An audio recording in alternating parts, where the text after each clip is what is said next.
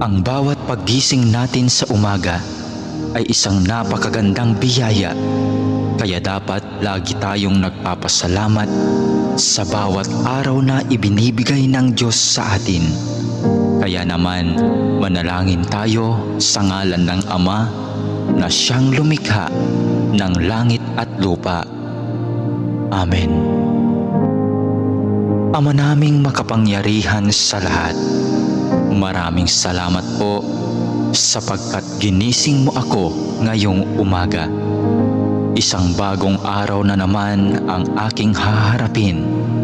At dahil dito, lubos-lubos ang aking pasasalamat. Sa unang mga sandali ng aking araw, nais kong mapuspos ng iyong biyaya at pagmamahal. Kaya narito ako upang makapiling ka sa panalangin. Bantayan mo ako at gawing ligtas sa buong maghapong ito. Ilayo mo ako at ang aking pamilya sa anumang masama. Maituon ko nawa ang aking pag-iisip, pananalita at asal tungo sa iyo.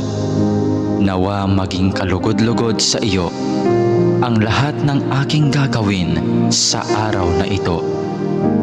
Panginoon ko at Diyos ko, naniniwala at nananalig ako na naririto ka at kapiling ko sa mga sandaling ito.